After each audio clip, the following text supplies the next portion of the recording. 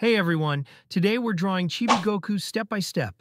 It's super easy and fun, so grab your pencils and let's get started. Let me know in the comments what character you want to see next, and as always, God bless you.